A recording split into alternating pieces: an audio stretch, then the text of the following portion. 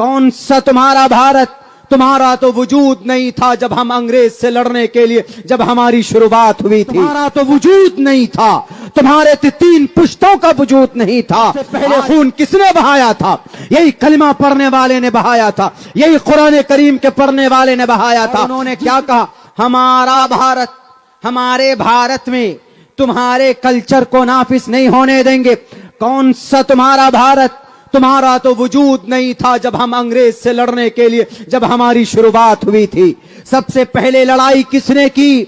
बताइए ना। आसाम के जनाब स्वामी जी, आसाम के स्वामी जी माने जाते हैं वो। अगर मेरी ये तकरीर उनकी कानों तक पहुंचे तो बेटे आप जवाब बनाकर वीडियो के जरिए से मुझे इरसाल करना, मुझे भेजना। मेरा नंबर चाहिए तो मीडिया वालों से मिल जाएगा। बताओ तुम्हारा ये भारत कैसे है?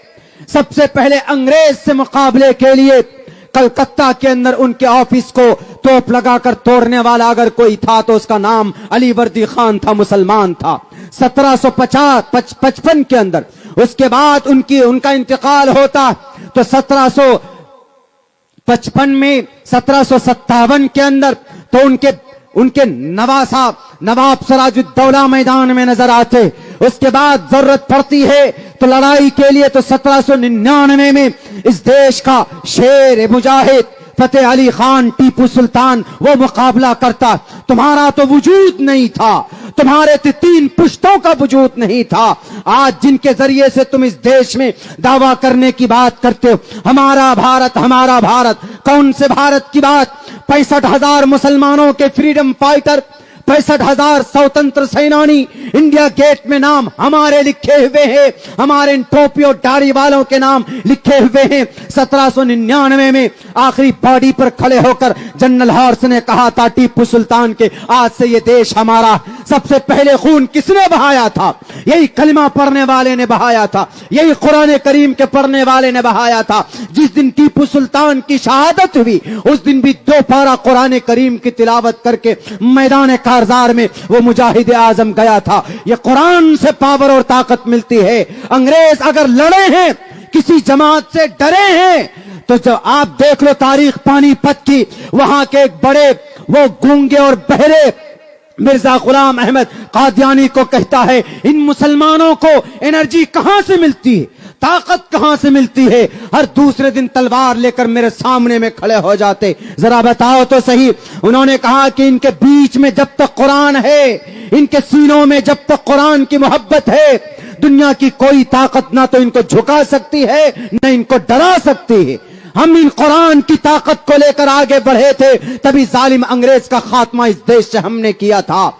याद करो उस वक्त को जब 1806 के अंदर 1831 में पानीपत और मालाबार और जनाब ये बालाकोट की पहाड़ियों में सा इस्माइल शहीद रहमतुल्लाहि अलैह, सैयद अहमद बरेलवी शहीद रहमतुल्लाहि अलैह, ये जब गए थे अपने 51 लोगों को साथ लेकर शहीद हो गए, दफन हो गए। कहां था उस वक्त तुम्हारा आरएसएस? कहां था उस वक्त तुम्हारा बजरंग दल? कहां था उस वक्त तुम्हारा हिंदू महासभा? तुम तो पैदा भी नहीं हुए थे, उस वक्त तुम्हारा वजूद नहीं था। आज इस देश में डिक्टेटरशिप के जरिए से दावा करते हो कि ये देश मेरा है।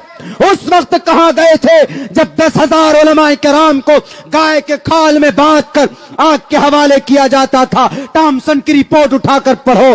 उस वक्त तुम्हारा वजूद कहां था जब 1857 में शामली की जंग लड़ी गई थी? इन्हीं कुरान करीम के पढ़ाने वाले मौलाना कासिम नानोतवी के कनपट्टी पर गोली लगी थी।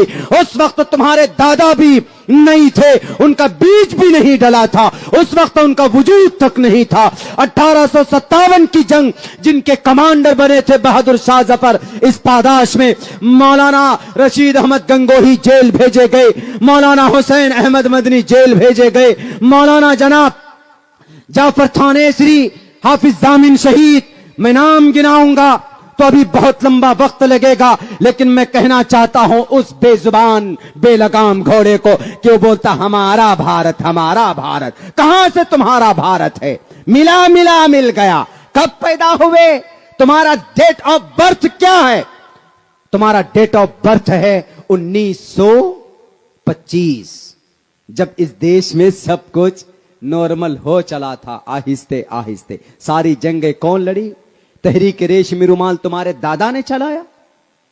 जामिया मिल्लिया यूनिवर्सिटी 1919 में 1929 में तुम्हारे दादा परदादा ने उसके बुनियाद रखे। पूरे भारत के अंदर टॉप 10 यूनिवर्सिटी में नाम आया किसका? जामिया मिल्लिया यूनिवर्सिटी का। बताइए, सब कुछ तो हमारा, और फिर क्या बोलते? हमारा भारत, हमारा भारत। जिस वक्त मौलाना उलमाए किराम कहां थे? जजीरा अंडमान निकोबार, काला पानी की सजा वहीं होती थी ना, वहां थे। तो उस वक्त तुम्हारे गुरु कौन, जिन्हें बोलते हो वीर सावरकर? वीर तो नहीं था वो, बुज़दिल था वो।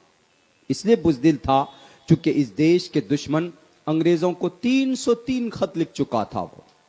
क्या कि sir, I want to surrender, I want to follow you, आप हमें हुक्म दीजिए, हम आपकी बात मानेंगे।